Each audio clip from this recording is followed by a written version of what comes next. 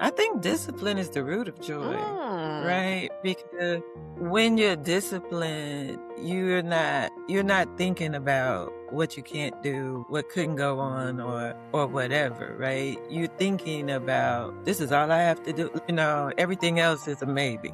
It's a might. It's a whatever. But I have to, because if I don't, right, then I don't sleep well. I don't eat well. It carries over into other things, right?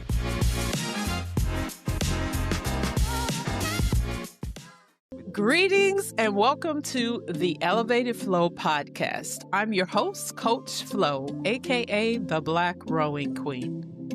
The Elevated Flo Podcast spotlights elite and everyday female athletes, mostly over 40, sharing how they elevate their game and their flow in sports, work, wellness, and life. These are powerful stories of strength, resilience, inspiration, and wisdom to help women stay active, age strong, and pass the torch to the next generation.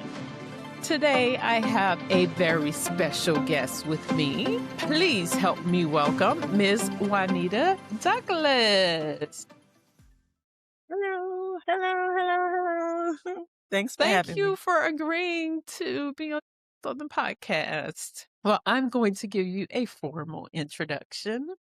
Short and sweet. All right. Miss Juanita Douglas is a retired Chicago public school teacher.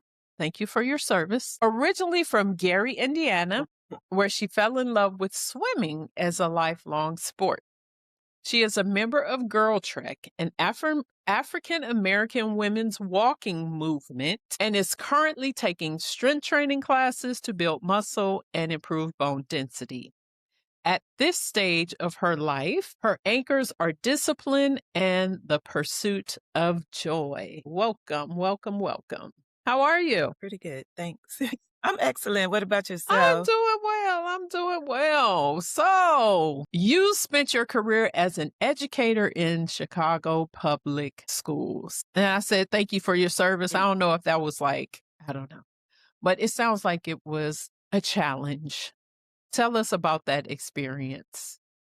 That it was a joy. There are challenging moments like with any job and any career, but the majority of it was very good. It was the fulfillment of a dream. I've always wanted to be a teacher.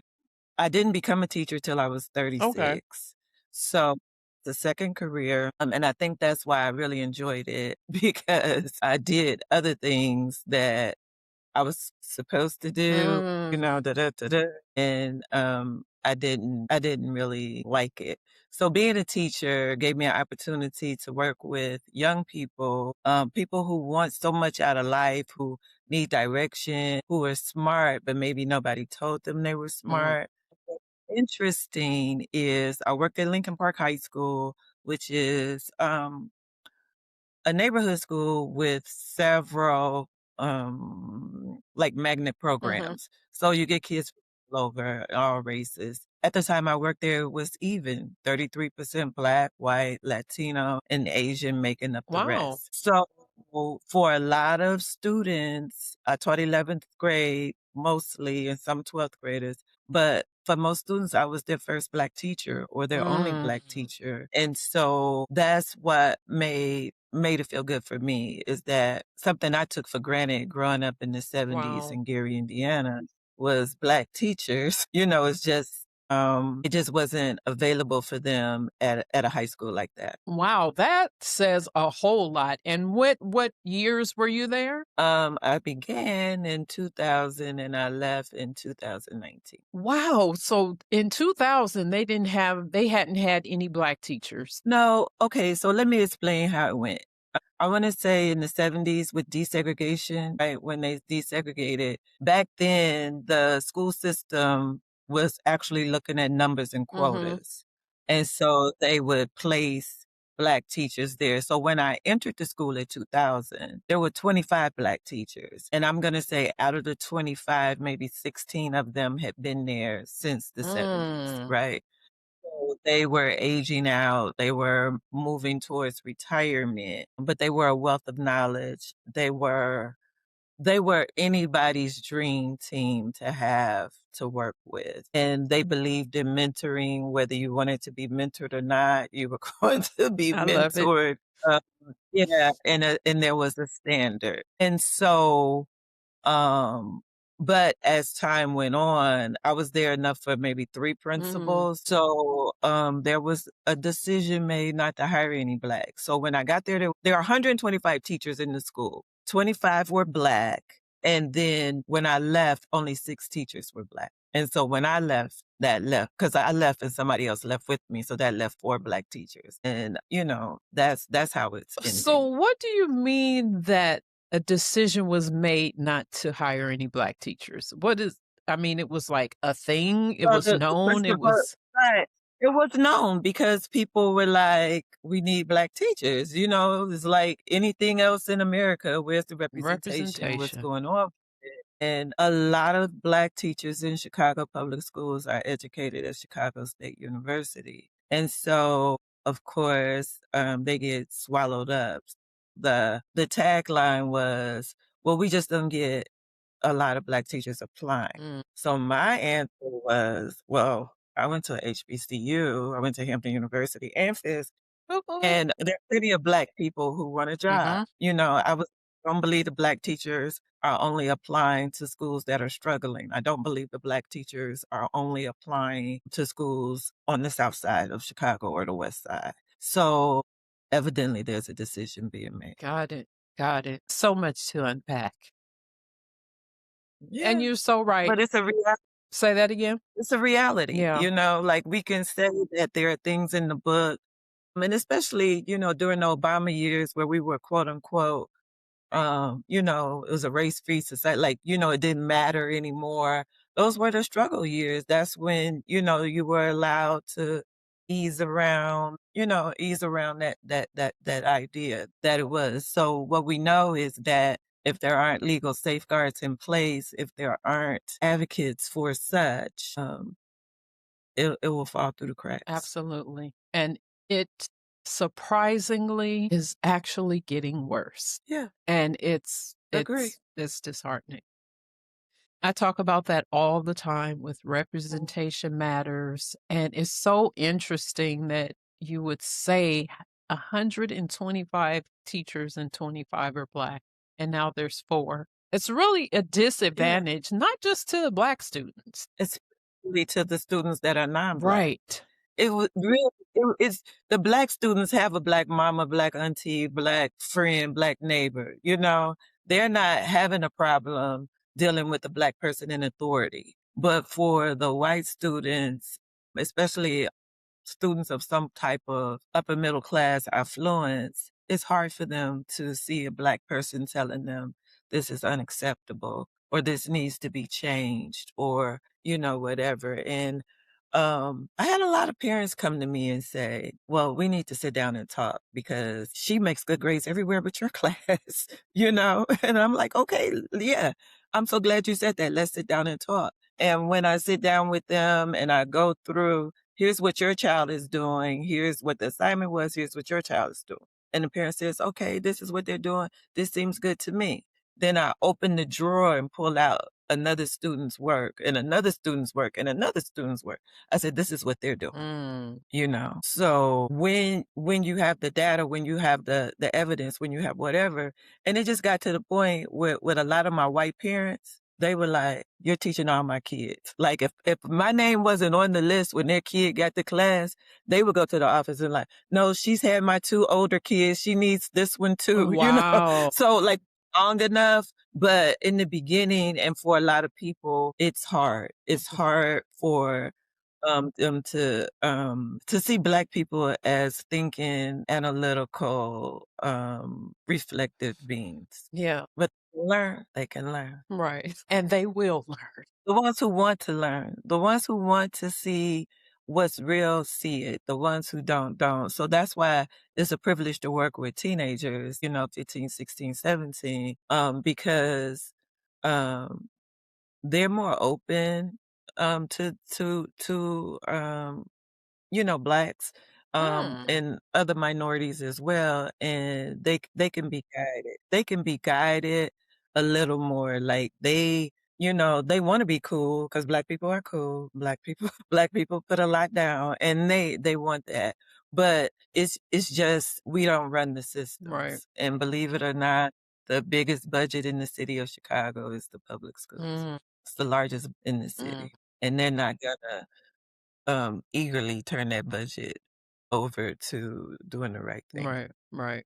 Okay, so yes, representation matters for everyone because even with the black students having a black teacher, seeing that okay, this Mhm. is something that I could do as a career because back in the day it was like everybody wanted to be a teacher. Now it's like, oh, okay. Yeah. So with me working in the Dallas Independent School District, not only am I surprised by the number of Black teachers that are in the school district, but I'm surprised by the number of Black men. There are so Mhm. many Black men that teach in Dallas Independent School District. I was like, wow, I didn't even know Black men were still really going into education at that rate. It's Yeah. like, it's very refreshing to see, but I was really Yeah. surprised. Right, but there's 2 things about men when they enter education. They do wanna teach, they do wanna coach, they do wanna be the dean, they do wanna be the administrator. So, a lot of Black men that I know personally that enter education, it's not the end goal for Mm, them. It's the step towards, like I have a friend, he started as a coach, then, I mean, he started as a teacher, he started coaching, they won state, so he went to athletic director, he got that together, then he went to dean, went and got the, administrative certificate, became an assistant principal, a principal, and now he's a superintendent in another wow. district. So I don't know about Dallas because I have never stepped in a public school. But I do know in Chicago, I'm gonna say it's more than 60 or 70% of men will Mm. advance faster and they'll advance, especially a Black man, they'll That's advance. interesting. Okay. Well, you said Mhm. that teaching was your something that you really wanted to do, and it was your what career? What was the word you used? I forgot that quick. You were saying it was a dream come true job. What was it that you did that you were supposed to do prior to getting into teaching? Okay, so my father, like I always said, I wanted to be a teacher. I want to be a teacher. I want to be a teacher. My father always said, "You're way too smart to be a teacher. You think too differently to be a teacher. You have so much you need to do other than teach. Get a job." So both of my degrees, I have a bachelor's degree from Hampton University and a master's degree from State University of New York. Both are in political science, and I did a lot of certificate programs, mostly Carnegie Mellon, Harvard. I do a lot of policy Mm, analysis and evaluation work. So my first career was with the federal government in Washington, D.C. at the General Accounting Office, which is half accounting and the other half policy evaluations and program evaluations. So that's what I ended up doing. I was a policy evaluator for the U.S. Congress, working there, and it was an excellent job. It was an excellent career. It was 60% travel, mm, and I was DC, Philadelphia, Boston, New York. That was my area. But then I got married and had a baby and I was gone. And I was like, what my baby doing? How's life going? And so, you ask yourself, is the money more important than the mhm, family? And I was young enough to make the mm, transition. It was a rough transition, because they don't let anybody teach. I know people think they let anybody teach, they don't. You have to have classes, you have to have pedagogy, you have to have practice, you have to go out and do it. So it took me about 2 years to get the additional coursework. And then, the struggle of, doing it, finding a job and all that. But yeah, I enjoyed the policy analysis. but it didn't feed my soul enough Mm, to keep my baby. yeah, that makes sense. Yeah, who's now 34, so it was not a baby, but, at the time, you just figure, what's more Right, important. right, right. So I'm glad you talked about that because one of the things that I talk about is women, high achieving women, and taking care of everybody else and not really taking care of themselves. And it's Mm. powerful to hear you say that. I don't know how old your child was, but to be able to make the decision to say, I really value family. And like you said, it's not feeding your soul enough to kind of let that relationship be on the back burner and let that take a priority over your family. What was your husband's take on that, and how was he as far as supporting your decision to transition to another career? Yeah, very supportive. He didn't really care if I worked or Mm, not, so that wasn't a priority for him, but he understood why I wanted to do it. Basically, I felt when I was growing up that my parents were busy working, so you didn't want to right? My repeat the parents were cycle. busy, did not, and I I felt as though I felt that though it was a lack of looking at my needs, like I need you for this, and their needs were I need to, pay bills and put money on the table and do things because it was just a different economic, time. So Y- what was that Yeah. like for you to even, because I would guess that there was probably some pay cut in transitioning to teaching, or was it kind of the similar? It was initially, it was a massive pay cut, it was massive, Mhm, but I'm gonna tell you, Chicago Public Schools is a union-based mm, organization. The teachers are union, and when I left, we were paying $1,200 a year for union representation. mm, And the pay $1,200 a year for union representation is because we don't argue salary. mm. So if you work in Chicago Public Schools, probably about year 6 or 7, you're making 80 to 90,000. By year 15, you should be making a six-figure salary. Okay, It's just a matter of, putting the time okay. in. So after a while, after you put in your time, it was comparable. Yeah, well, yeah, I would say that, but I would also say that your day is 6 hours, 6.5 hours, not 8. So there's your other payoff. You're off 12 weeks, really to pursue things that you want to pursue and to do things you want to do. And, it's like with any government job, the longer you're there, the more days you accrue. Mm, So, it pays off. So the money side is one thing, but the quality of right, life right. side, big. Yeah.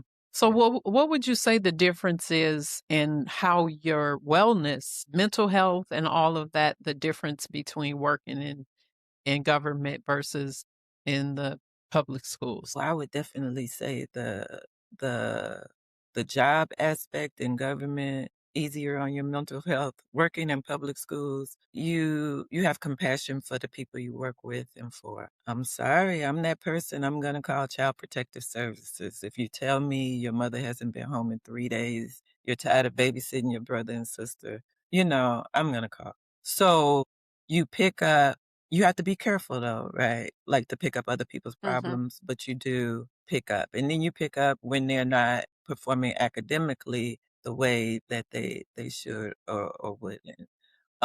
If once you develop the skill that work is work and home is Mhm. home, then for me, my quality of life, the amount of time I could spend at home, you develop your routines. Like once my son became school age, I gladly paid the money for the after school program so that when he finished school, he could go to after school program.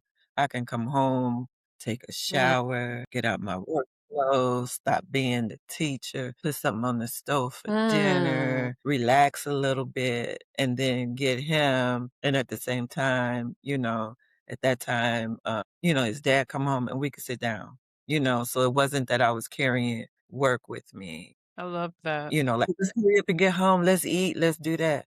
I'm like, let's let him go play and do homework over there."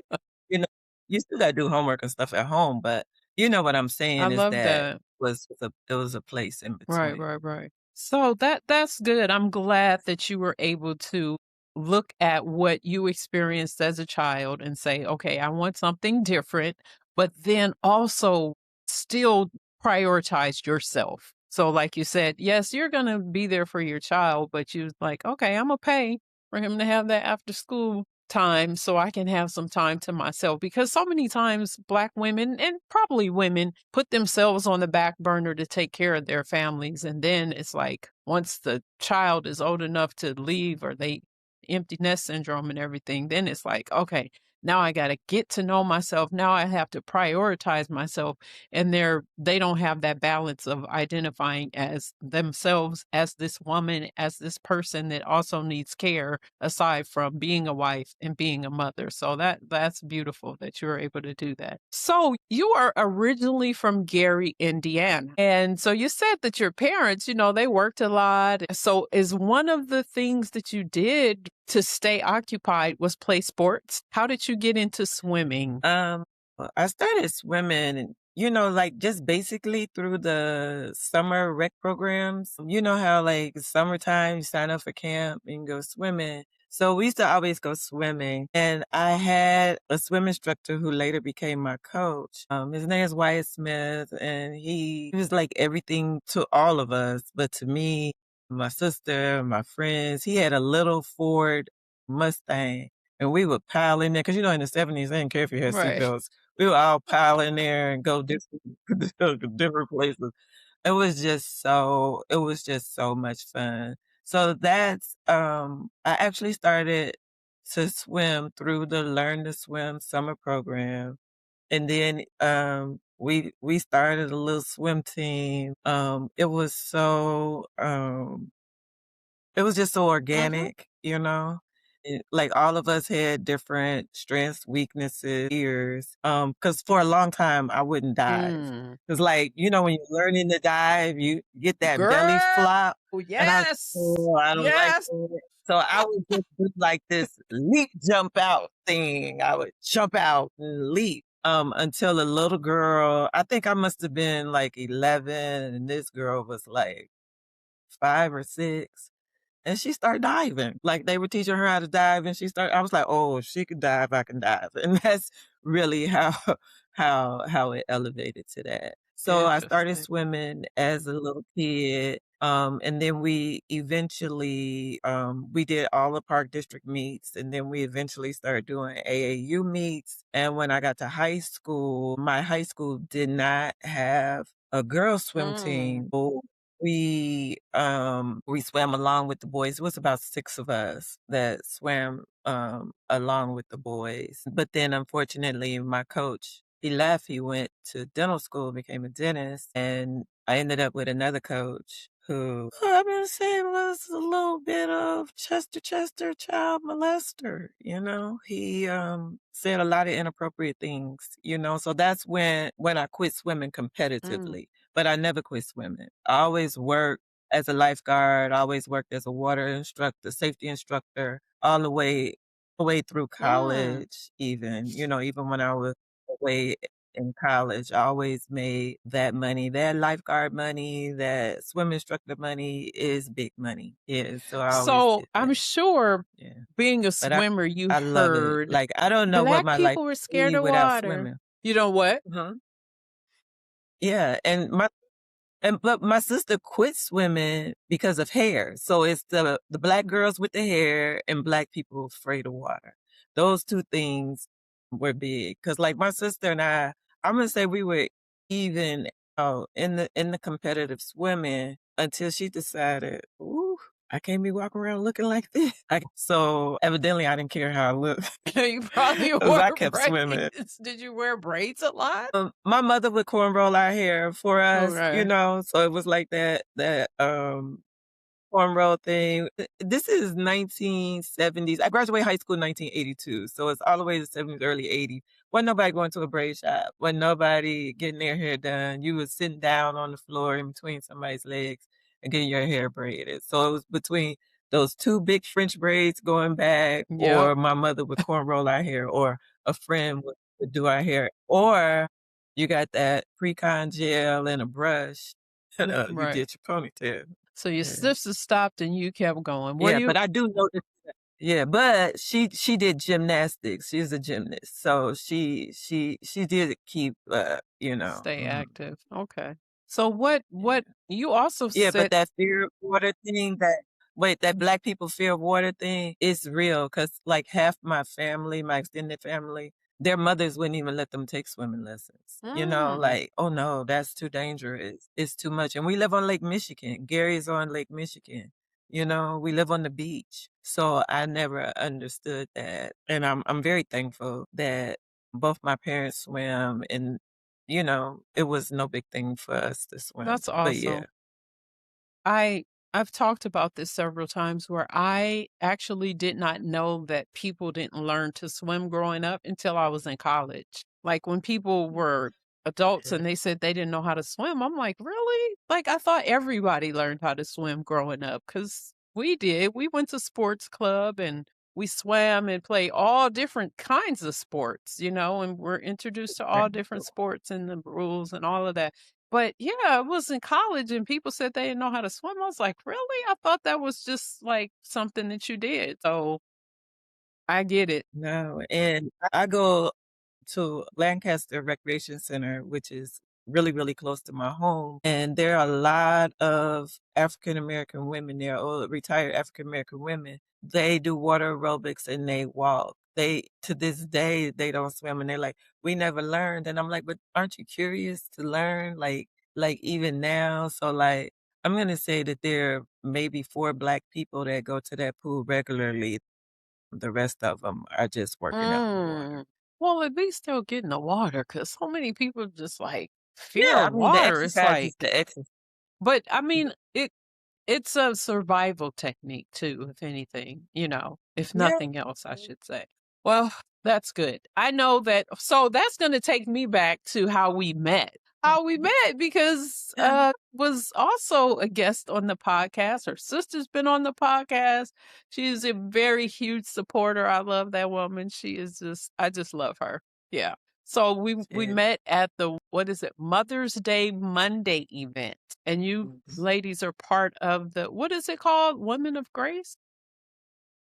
Grace over 50. Grace over 50. Grace over 50. So we Mhm. met at that event a couple of weeks ago. Mhm. And she was talking about, I know that she was interested in learning to row, and she's actually in our Learn to Row program. But before she actually started to learn to row, she was like, I got to learn how to swim. So I know Yeah. that she started to learn how to swim, and because of circumstances similar to your high school, but not so much because it's adult. But anyway, now you're going to be her swim instructor, right? Well, I met her up with her to see her swim and she's doing Oh, good. phenomenal.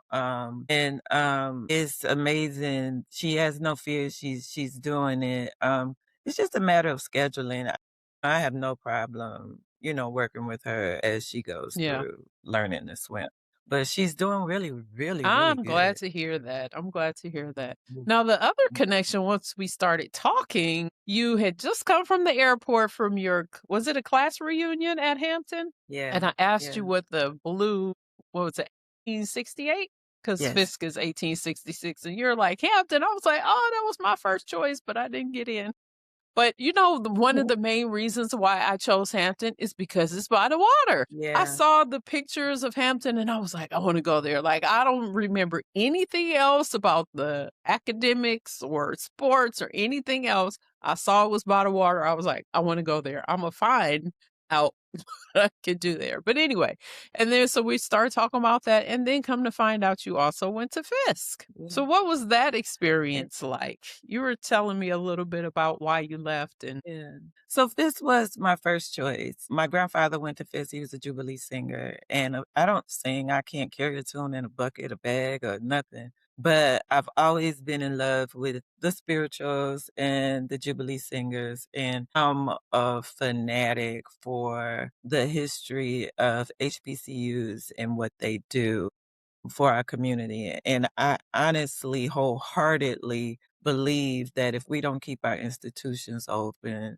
we're not just losing a place to educate our children. We're losing a place that completes our community, that cherishes us and moves us through. So I went to Fisk, but unfortunately, it was at a time where the university was going through a major transition. And a lot of the professors who had been there previously were leaving for whatever reason. I don't know. I was 18, but I know that my freshman level classes were being taught by graduate students from Vanderbilt. And, I've always loved school. So when you get the reading list and the course syllabus, most of the books, some of the books I read before, most of them I was dying to read. I'll read a book. Honestly, I literally read 3 or 4 books simultaneously. I always have a book somewhere, When we got to class and it was time to discuss the book, I found out, well, they didn't read it. It was on the syllabus from the last professor. And, they're there. So I had to make a decision. Do I want to stay at Fisk, and just make the best of it, or do I really want to be challenged? And I had been accepted to Hampton, so I decided to just make the move and go. oh, Just make the move yeah. and go. Do you still consider yourself a Fiskite though?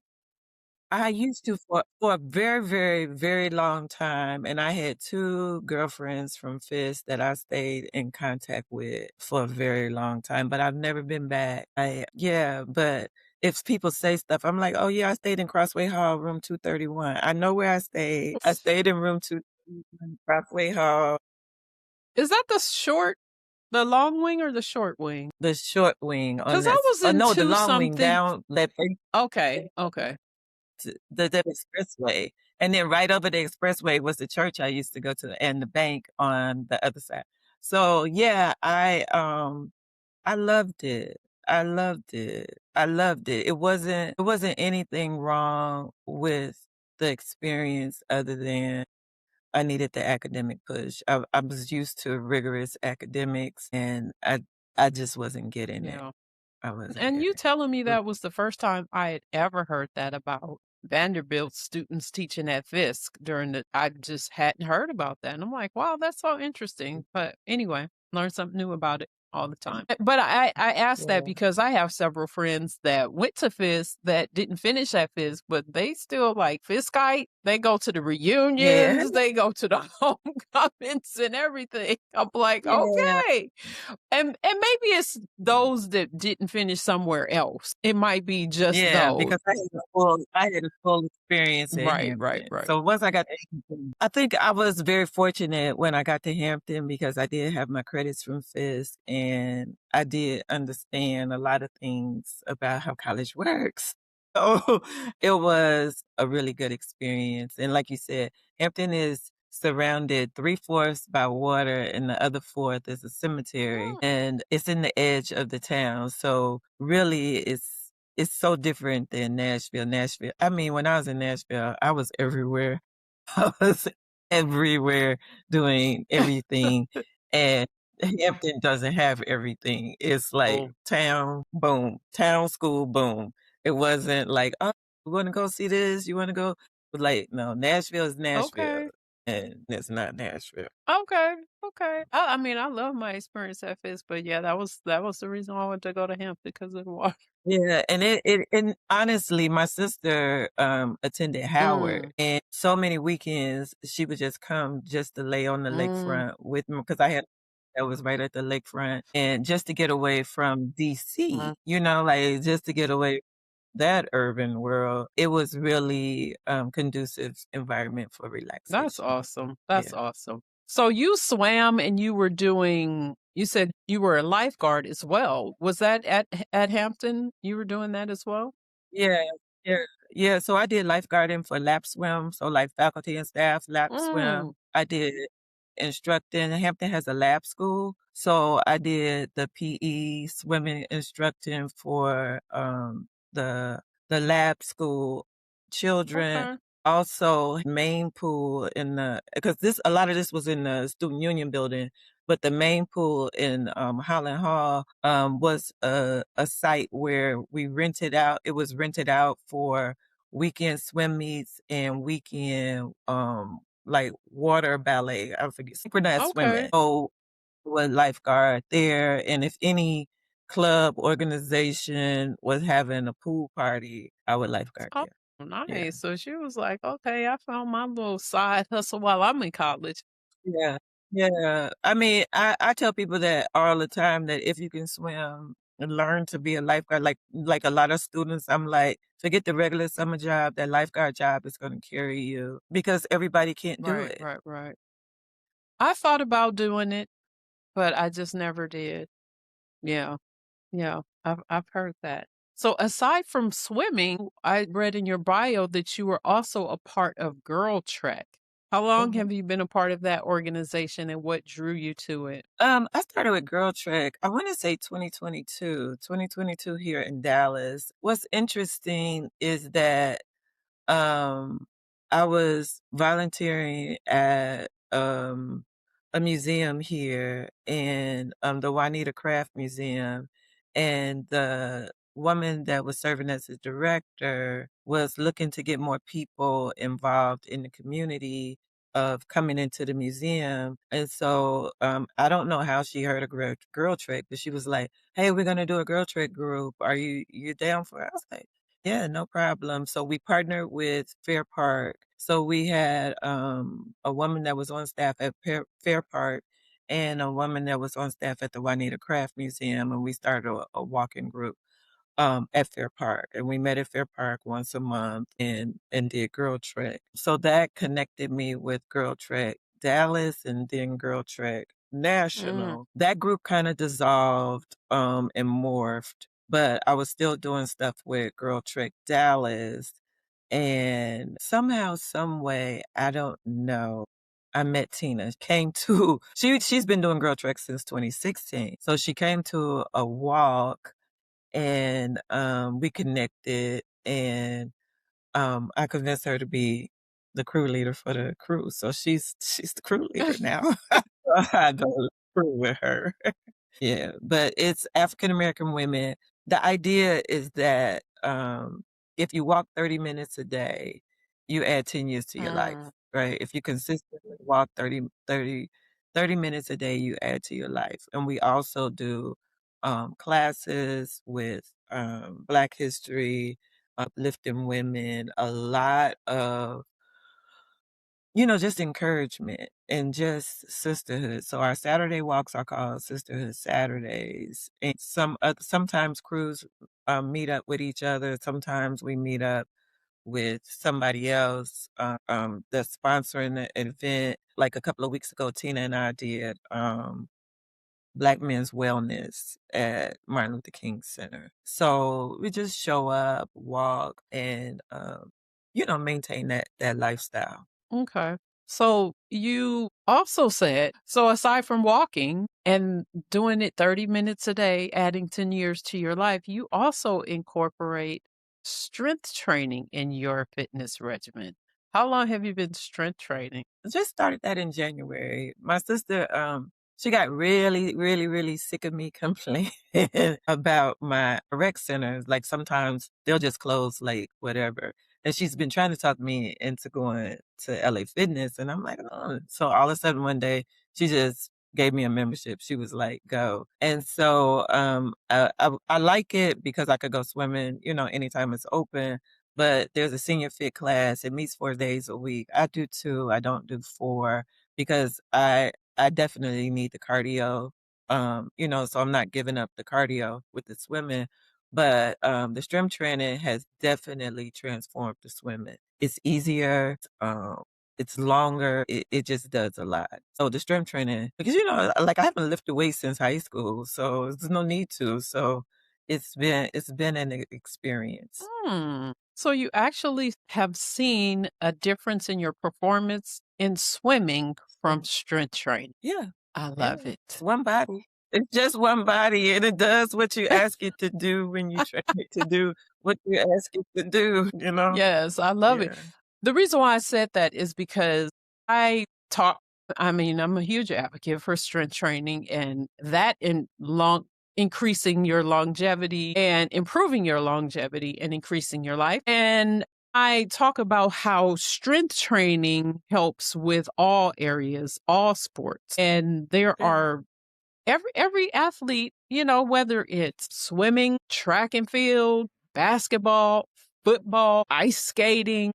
I did a post, this was a Yes. while ago, with an ice skater when they were showing his workout regimen and he was talking about strength training. So it's like, no, strength Mm. training is for everyone and it does Yeah. improve all aspects of your performance in whatever sport you are in. So I'm glad that you are seeing the benefits. What Yeah. what do you like best about the strength training and what motivates you to keep going? Is it because of the improvement in swimming or do you now understand the benefits of strength training itself? Before we move into our flow state segment, if this conversation is hitting differently for you, I want to remind you to join us in the Afterflow, our Elevated Woman Inner Circle on Patreon, where we go even deeper and we're holding space for Black women to have a conversation and connection about things that we're typically made to feel guilty or feel shame about. So join us, click the link in the description.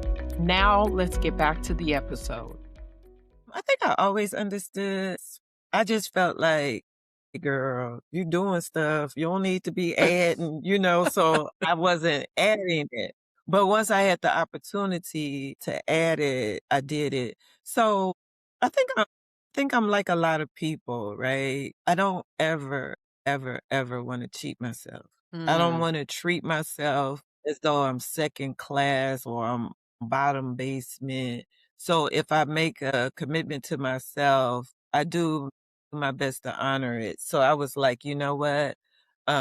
You can do this because my mother had Parkinson's disease. That's what she died from. And it just got to the point where she could not raise her hands over her head. Right. And so I see a lot of women in the strength training class in their 70s, 80s who can't raise their hands over their head. And so when my mother couldn't raise her hands over her head anymore, getting dressed became a problem. And the doctor was like, you'll never get that back. And so my sister and I were both like, oh no, we raising our hands, like, cause we have, I've always had weights at home. I got 3 pound, 5 pound weights, I use for walking and jogging or sitting watching TV, whatever, but actually developing a routine to get that strength. Absolutely.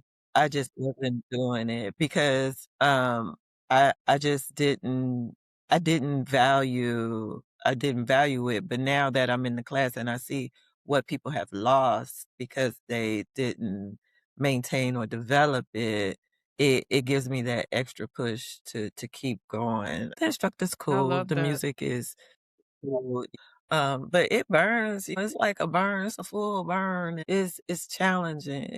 I have yet to say, "Yeah, I could do that. That's no problem." I'm like, "Lord, hip, hip, hip, hip, hip," but it's a good challenge. That's awesome. And I love that because Yeah. you said you think that you're like most people, you don't want to treat yourself, but a lot of times we do, and it's unintentional. And I Mhm. talk a lot about leading ourselves and making decisions to lead ourselves and hold to the commitments that we make for ourselves. And a lot of times we, as women, Black women, women of color, do put ourselves on the back burner for other people and do put ourselves Mhm. as second class citizens. And so I think that it's really cool that you just took that step and said, I want to honor myself and improve in that area. So I love that. You said that two of the most important things to you right now is discipline and the pursuit of joy. I Yeah. I think a lot of people would think that discipline can't coexist with joy. How does Mm. that coexist for you? I think discipline is the root of joy, Mm. right? Because when you're disciplined, you're not thinking about what you can't do, what couldn't go on or whatever, right? You're thinking about this is all I have to do. Like to me, this is what I think. This is all I got to do today Mm. is go swim for 40, 45 minutes. You know, everything else is a maybe. It's a might. It's a whatever. But I have to, because if I don't, right, then I don't sleep well, then, I don't eat well, like it carries over into other things, Absolutely. right? And I do a lot of sedentary work. I'm a quilt artist, so I'm sitting Mm. down 3, 4 hours at a time. So if I don't work out, then I end up with the neck cramps, the back cramps, and then I can't sit at the sewing machine, and then I can't get that joy from that creativity, right? I So love the that. discipline allows the joy. The discipline, it just allows everything, right? Like if you know you got to pay your bills, then you don't want the stress of interest payments. You don't want the stress of them turning your lights out, right? You just take the money that you get and you pay your bills. So discipline allows for the opportunity to truly enjoy your life, even I if love that. it takes a long time to develop it. But I think every single thing we do is your mental capacity to do Right. it, right? So you have to want to do it. It can't just be, "Oh, it's a good idea," but you gotta figure it out. You gotta figure out how to do what you wanna do, and the only way to figure it out is to take all the things that the discipline requires and do it. Right, right, right. That's a word, that's a quote. I love it. I love it. What would you say that being in sports, swimming helped develop that discipline? Yeah, but I think primarily we laugh about it a lot. My family, my whole family, we're Catholic schoolgirls. We're Jesuit educated. Baby, baby, the Jesuit education, it provides for nothing but discipline. Mm, The rigor, the rote mm, memorizations, everything is there, right? So the foundation is strong. So when you grow up with a firm foundation, then it allows you to add to your life. And the sports are always the fun part, right? Like really simply, when I go swimming every day, my first 10 minutes is just the warm up, just freestyle. mm. I'm not doing anything but hitting that pool back and forth for that 10 minutes because I'm trying to break that sweat, Right, right? Like my first thing is let me get to the point where I can get there, right? And so you don't want to cheat yourself out of that, right? You just don't want to cheat yourself, Oh, yeah, there are days where you're like, I'll just swim, I'm not gonna do anything. But then once you get that out, then you say, okay, upper body, lower body, let me move this leg. Because my left knee is mm, arthritic, so I have to be really careful about that. But other than that, it's the discipline. So the discipline allows for that good feeling at the end of the workout, feeling like, "Woo, thank God that's over. Now I can go home and do whatever." But it's the discipline that brings everything else that brings the joy. I love that. Discipline is the Mhm. root of joy. It Yeah. is. I mean, don't you think? I mean, I Don't never you think thought that about if it you like that. But yes, I can Yeah. agree with that. I can agree with that. Yeah, I think once you decide okay, so I think we go back. Once you decide you're worth it, Mm, right? And and the reason you know you're worth it is because of the feeling you have when you're around people who don't think you're worth it. That you get when people think who she thinks she mm, is, right? Anytime somebody is like who you think you mhm. are, then that's when you that's who you are, right? Because Right. why are they even thinking about what you're thinking Mm, about yourself, mm. right? So anytime I'm thinking about myself that I'm worthy, I'm worth it, and you think, who do I think I am? Then I really know I'm worthy and Wow. I'm worth I it. love that. I have never in my life thought anybody wasn't worth whatever it is they're pursuing. Wow. You're worth whatever. too, That's good. right? Like that idea and that concept came to you because it was for you. It's worth you're worth Right. it. So the discipline allows for you to pursue the things that you want to pursue. And it allows for you to change your mind over and over again too, right? And pick up new things and other things. But that feeling that you have that I can do this. Let me figure out how. That's where it starts. Yeah, I love that. But the unfortunate part is that everybody is not there and may take a long time to get there. And for whatever reason, their experience in the past can keep them from getting there sometimes. And the reason why I say that is because I was talking to someone earlier and they were talking and she's what, 73? And she was talking about her experience as a child that is making her now at 73 feel like she needs to find something to live for. She needs to figure out that and understand that she is worth it. So some people have Yeah. that challenge. Really good point. And hopefully the girls that you have taught or even children that you have taught have you've been able to impart that to them because that's something that people need because there are older people that are still searching for that. Yeah, I think that really honestly, I think I've always felt like I don't need validation and I don't know where it came from. I think it's a gift from God that I did need validation. Like I said, my parents weren't the most attentive, supportive um Mhm. people for whatever reason. I don't fault them for being who they are or who they were in that, but I knew intrinsically that I was worth it, that I was worth I love everything. it. I love it. I don't know. I don't and I mean, and I've had people tell me all the negative things, right? And my thought has always been like, I don't know who they talking to. You know? Like, I might cry about it. I might, be like, "Oh, they said this about me," or whatever, and then when I get a chance to relax, I'm like, "I don't know. I don't know why they don't see what I see." I love that.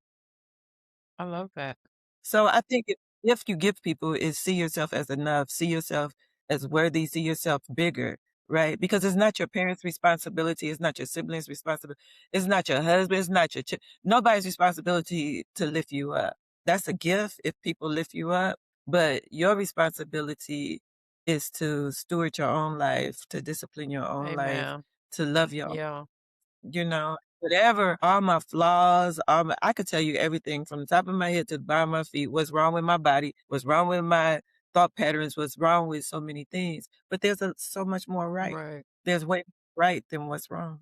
I love it. I love it. I want to talk Yeah. about swimming as a blue sport. I talk and encourage Right. people to get by the water. And I know that being in blue and green spaces can actually help you with reflecting on your thoughts and your mindset and, bringing peace and joy and reset to your nervous system and all of those things. What about swimming? Would you say that you would encourage people, aside from just learning to swim, but what about Yeah. swimming would you say has helped in even your mindset and the peace and joy that you have in your life? Yeah, I think that one thing that I do intentionally and all the time, especially if I get a chance to go to the Caribbean, go to a beach or whatever, is be one with the water, Mm, right? Like even in a pool, I'm never fighting the water. mm, The water is guiding me, the water is holding me, the water is there for me. So we're there together, right? Like I'm not like, pop, pop, pop, right. I gotta go. It's like, move. Okay, now I'm gonna move you this way. When I move my right arm this way, I need the water to come on the left side of my body. Can I feel it go that way? So Mm, I'm actually looking to feel that. I'm actually looking to feel the water move. that's good. I'm looking feel the water buoyance my body, right? Like my son, he swims. He's a swim instructor also. And when he would teach the little kids, 3, 4 years old, he would tell them all the time, you don't need that little vest. The water is never going to hold you down. The water is always going to hold you up. the water will always hold you up. It's going to bounce you Mm-hmm. back to the top, right? So when I'm in the water, I am definitely at peace. Mm. I am definitely like together with it, and I don't even think about the water as being outside of me. I think it's the water in my body mixing with the water around my I love body, that. and we're all doing the same thing. I love that.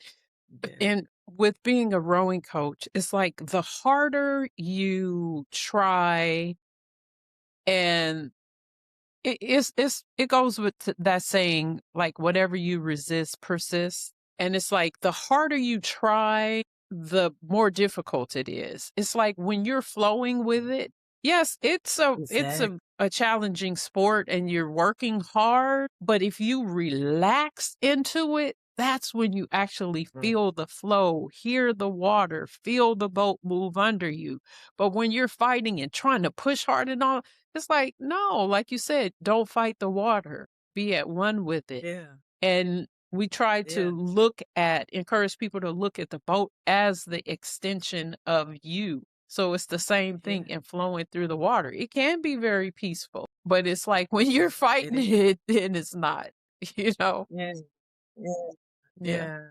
Yeah, I think that that's what makes swimmer a champion. Mm, I think swimmers that are champions, they don't see the water as outside of mm, themselves. that's good. It's just like if you were running on dry land, you don't think about the land as holding you back. So when you're swimming, you can't think about the water as holding you back. That's just the median of where you are. You're in the water. That's good. So we're there together. We're there together. We're just moving, right? We're just moving. So like if I'm working out and I want a hard workout, I'm gonna work out on the far lane that's by the wall. So I get the resistance. I get that push. So every time that water's coming back at me, I'm like, yeah, you're coming back at me. I'm still coming. You could come, but I'm still Mm-hmm. coming. Is that push, right? Like so if you see me working hard, it's because I'm playing with the water. We're Mm, playing of, oh yeah, can you do this? Yeah, I can do it. Watch me do it. I'm doing I it, love right? it. But if I just want a easy swim, then I'm right in the middle of the pool. I'm in lane 3 or 4, and there's no pushback. It's just flow, flow, flow, flow, flow. I love it. I love Yeah. it. Oh, I hope this helps somebody. Yes, yes, Yeah, yes. but you can play with the water, but the water is it's just like running on dry land. You're not thinking, "It's too much road, it's too much air out here." In the water, you're thinking, right? Because if you're a trained swimmer, if you're a competitive swimmer, you already know how many beats per stroke. You already know what side you're gonna breathe on. You already know so many things that you practice so hard so that it's redundant and it's rote. So then you just don't have a choice. Like what they say about every sport, when it comes time to it, enjoy it. Right, right. Get in the Just enjoy. flow. Get in the flow. Yeah. Yeah, I love it.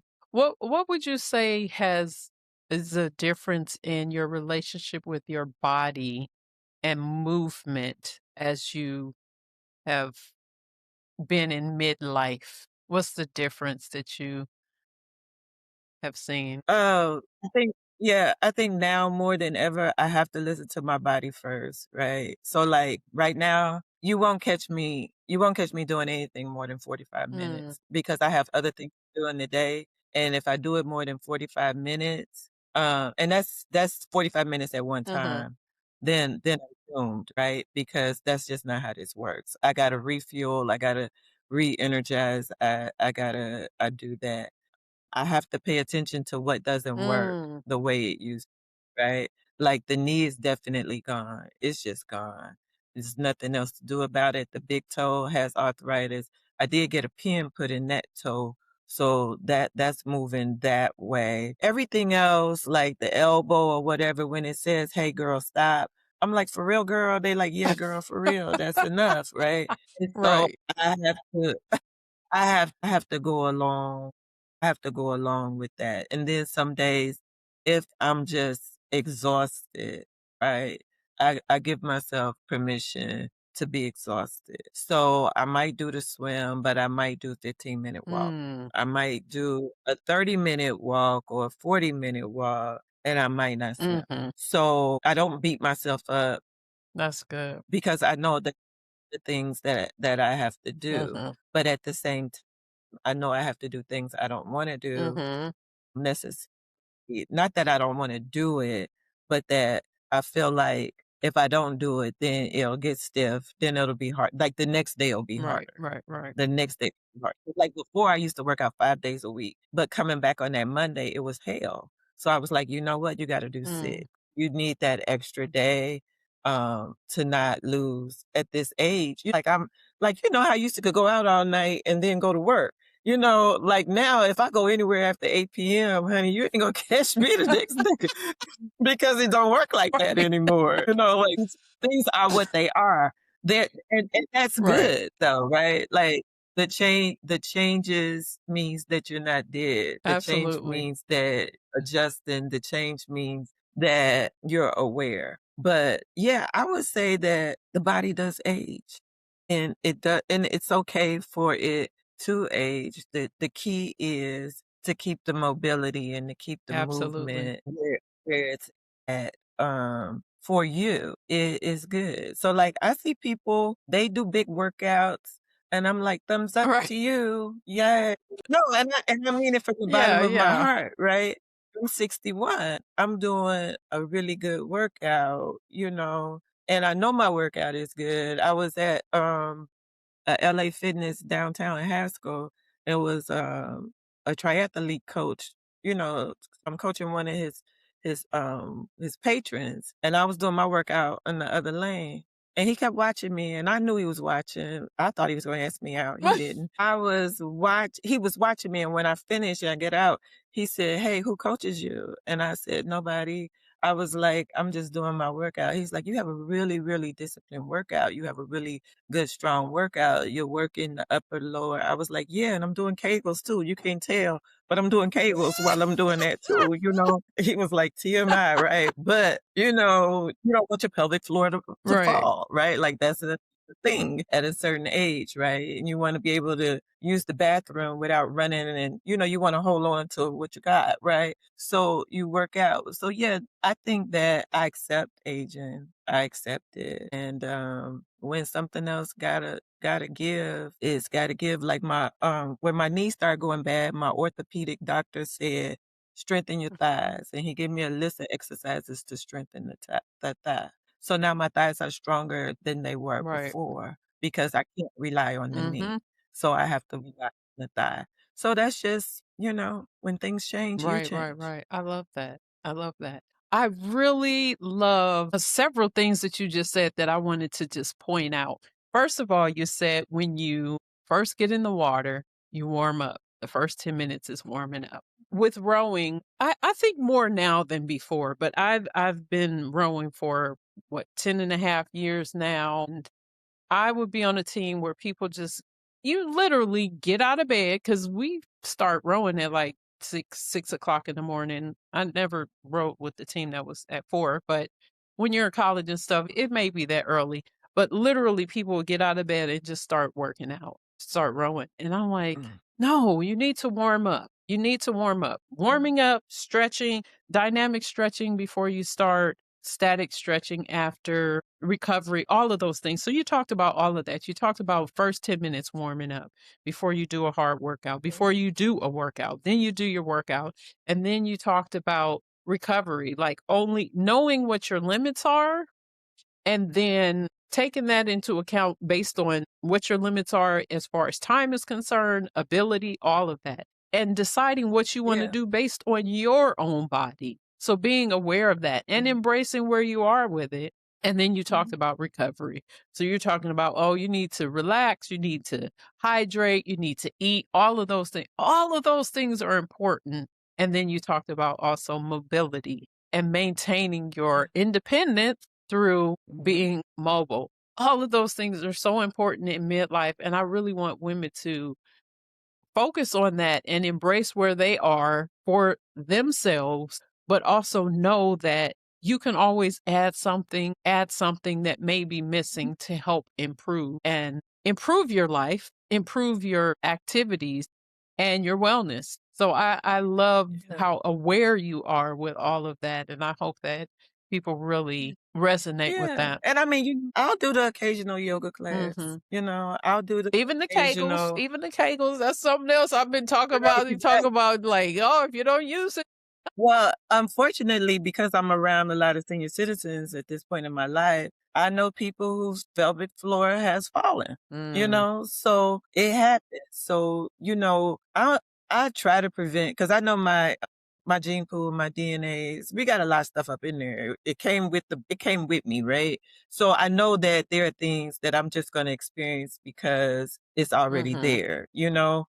So I'm preventing things like hey, I can do Kegels for 8 minutes. I can do that. Like, that's not going to kill me in in getting you and I'm already exercising. So I'm already paying attention to my abs, right? Like at one point in time, I used to do a lot of sit-ups, right? But when you get older and after you have a baby and after all this stuff, the hemorrhoids be like, hey sis, you need to do some mm, crunches. Them sit-ups, they causing a problem somewhere else, right? Like that's too much, that's an overwork, mm, right? So you have to pay attention to that. And then some people never experience hemorrhoids from sit-ups, mm. but you know that if you don't strengthen your core, what's the point of the rest of the workout?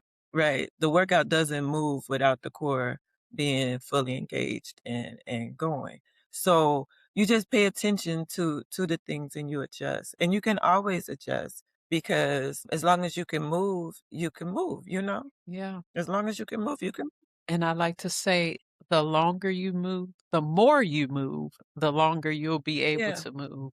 So even how you said Yeah. that you went from 5 days and you're like, that 2 days, when you went back on Monday, it's like, oh, that's too hard. I need to increase it to 6 and just have that one day of rest. It's like all of that is so important. Yeah, yeah, because I think when you stop working, right?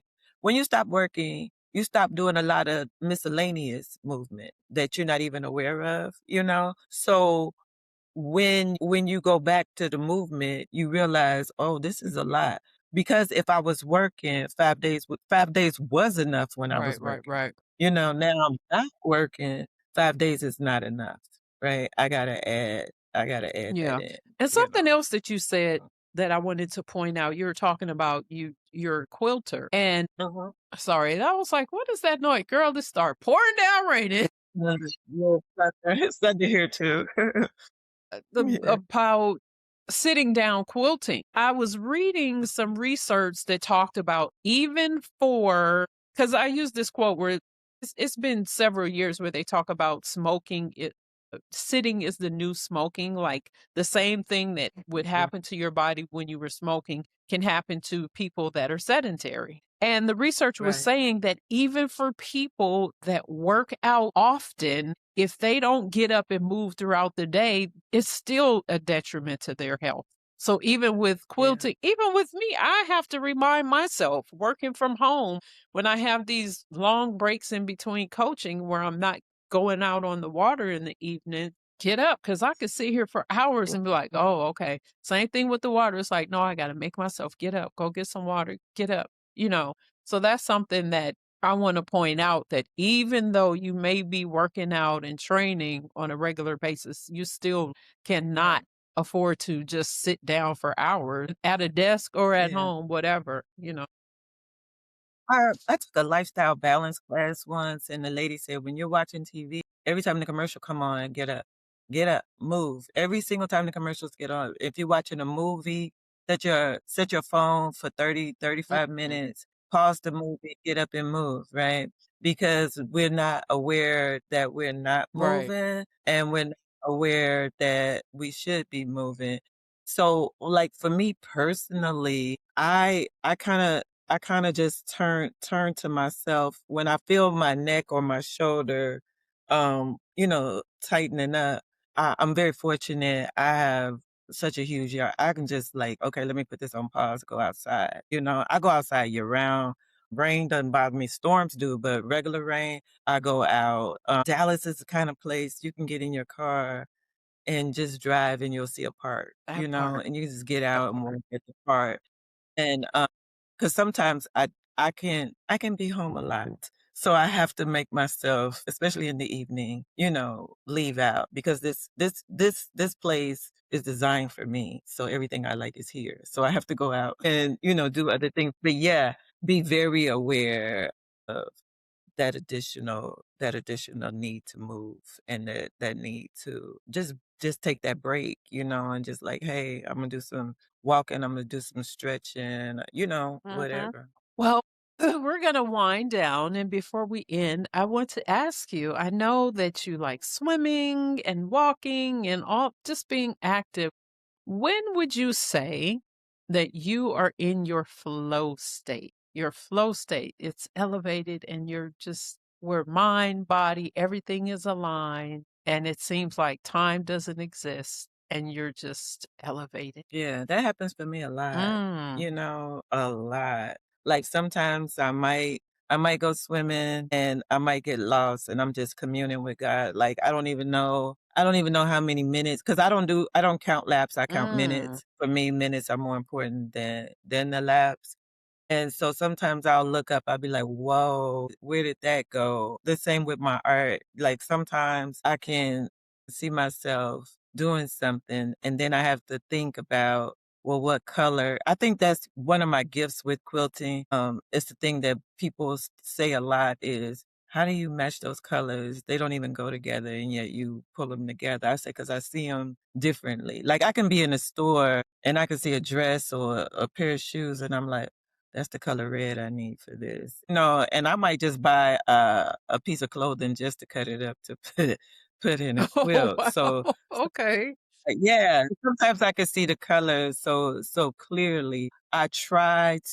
I intentionally try to be in the moment to surrender to what I'm doing. Sometimes I might just get a piece of paper and write down every single thing that's a distraction, like the lawn need to be mowed, the laundry, like write down everything that needs to be done, Mhm. right? And then I put it on the refrigerator. So I can forgive myself for none of it being done because I can do this. Mm, So now I can focus on exactly what that's I'm good. doing. And I know and I'm conscious that I know other things have to be done, but I don't have to Hold distract from what space. I'm doing right Yeah. now to do that. So I know that it'll get done. It'll get done. I'm gonna hold myself accountable to doing it. But I feel like I have so many lost track of time Mm, moments in most days. mm. In I most days. love that. I love that. Well, our last segment is passing the torch to the next generation. So I want to ask you, we're going to say we're going to pass it up to women that may be 60 and over that feel like it's too late to start strength training. It's too late to learn how to swim. It's too late to be involved in sports. What would you say to that woman about how important it is? It's not too late. As a matter of fact, it's the best time for them to get started being active. Yeah. I think the one thing I say to women my age and older and women who are trying is a try is a try. There's always some success in it. Like it's one woman that comes to the strength training class. Girl, sometimes she come in there in a dress. Sometimes she come in there whatever. And she be there 10 minutes. She be there a good 10 minutes. And she be like, woo, ha, woo. But she keep coming back. She keep coming back for that 10 Mm, minutes. So sometimes you'll be like, well, why don't you stay 2 more minutes? Let's add 2 minutes to that. So it's not that it's too late. It's not that you can't. It's that you have to accept that it's going to be a mm, challenge in it. There's going to be a challenge in it. We're not 21, 25, whatever. So I say to myself, because I'm part of that group, okay, go ahead and do it. Like you should see me at a yoga class. Honestly, It's hilarious, but I'm enjoying the opportunity to do Mm, it. I don't ever see myself being a yogi. I don't ever see yoga as being, a 4 day, 5 day a week thing for me. But if they're having yoga in the park, heck yeah, I'm out there. If they're having goat yoga, heck yeah, they're having yoga at the library. Heck yeah, right? And I'm like, wait a minute, here I come. But the idea is that I own my body yeah, and nobody is responsible for my body but me. And so every woman who owns her own body, who owns who she is, then she has to start where she right. is and love where you are, right? Love that you can do 10 minutes. I love that. Every time I see that lady come, because she come late and she do that 10 minutes and she eat around. But I love that because she comes. Some people are at home and saying, oh, it's a 45-minute class. That's too long. That's too much. But she's like, girl, you only need 10 good minutes of it.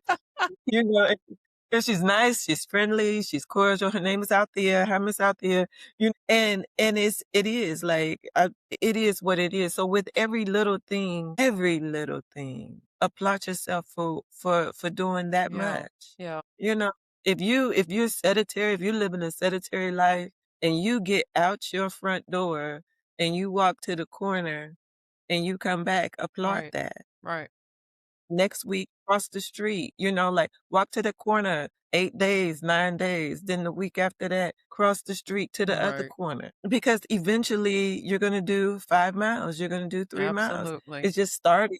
It's just starting wherever you Right, are. It's the things that people tell themselves that it's too late or it's not worth it. It's too late to be in the Olympics, but it's not too late to do a 5K. and it's not too late to be in the Senior Olympics. They got that locked up. We'll talk about that. I just had an interview with a woman that just competed in the senior. She just qualified to be in the Senior Olympics next Yeah, year. yeah, yeah. Girl, that's worse than middle school. I'm telling you. Lord. I mean, yeah, I don't have the temperament for it, but I enjoyed. I did some competing as when I turned 55, and I was like, "Oh, this not my lane." Okay. Yeah, I mean, it's for me, but people like to compete. Yeah, I'm past yeah. it. I was already a champion. I'm not looking to be a champion. I feel But you. yeah, but So, yeah, but no, you can't but what I'm saying, if you're competitive, then that's right, a goal for absolutely, you. If you wanna be absolutely. And in that, the like you Olympics. said, everybody's not. Yeah, I get that. Yeah.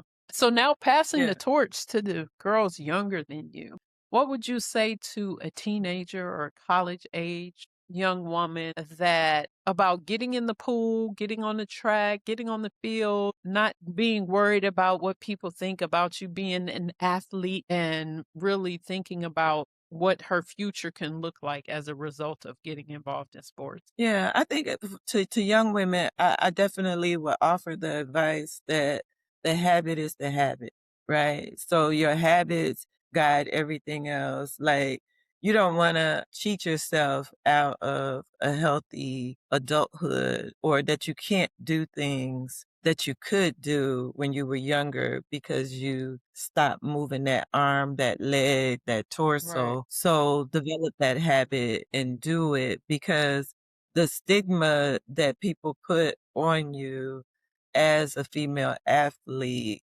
is there put on. It's not right, you. Like you know exactly why you're swimming, you know exactly why you're running, you know exactly why you're doing gymnastics, you know exactly why you're doing what you love to do. You know exactly what it does for your brain, you know what it does for your yes, body, you know what it does for your spirituality, your mental stability. You already know what it's doing for you. So the people outside of you are always going to be the people outside of you.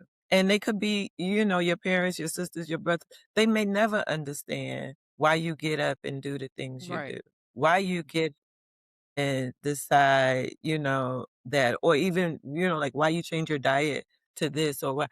Nobody has to understand. right, Nobody has to, but you have to decide for yourself because the only person that's guaranteed to be with you to your last day is you. absolutely. There's nobody else guaranteed to be with you on your last day of life but you.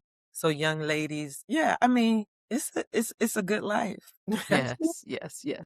So you're gonna have to share with us your quilts, a picture of your quilt art. Yeah, I could send you some of Okay. those. The Yeah. good, good, good.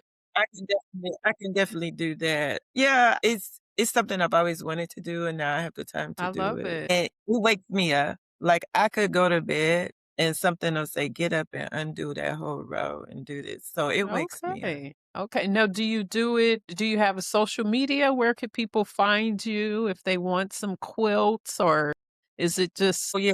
It's a hobby, okay? it's not a Okay. business. I do show quilts, like, there will be a showing Juneteenth. I was just invited to do a Juneteenth showing at Oh, Highland Hills, nice. and I don't know if I'm gonna do it this year, but I've been doing the Texas State Fair for the last 6 years, so the only reason I don't know this year is because the quilt I was working on for the The fair, quilt is it what? had another I the quilt that I was working on, it had another idea. Okay. So, yeah, it didn't wanna do what I wanted it to do. So, it's in a bag right now. It might come out next year or Okay. something. But, yeah, I think that, because I spent so much of my life doing things, for whatever reason, at this point in my life, everything is a hobby. Nothing is it ain't for money making. And, I don't care if anybody ever like it. I like Yeah. it, and I like it, and, people tend to like it, but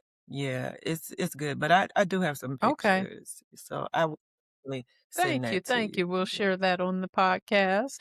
And then also, is there anywhere where people can find you online if they want to follow you? Are you still doing lifeguarding? She's like, no. No, not really. I mean, I tried that social media for a while, and I was like, "Girl, it's too much." Well, you I don't know. I'm at the sunset of, what people need to know. okay. But if you come over, we can sit and talk, and I'll go I through love everything it. with you. I love it. All right. Well, thank you so much, Miss Juanita, for agreeing to Thank being on the podcast. I think that women are really going to be empowered by this episode, and a lot of what you shared, I hope, really resonates with people and gets them to moving, gets them to the Yeah. water, walking, whatever it is, because it was really Yeah. powerful. So thank you so much. Thank you for having me, and it's good You as seeing you. well. And we gotta get together in real life. Yes, yes, yes. All right, everybody. Well, that's it for this episode. This is Coach Flo signing off. Remember to find your zone and elevate your flow. Peace. 1, 2,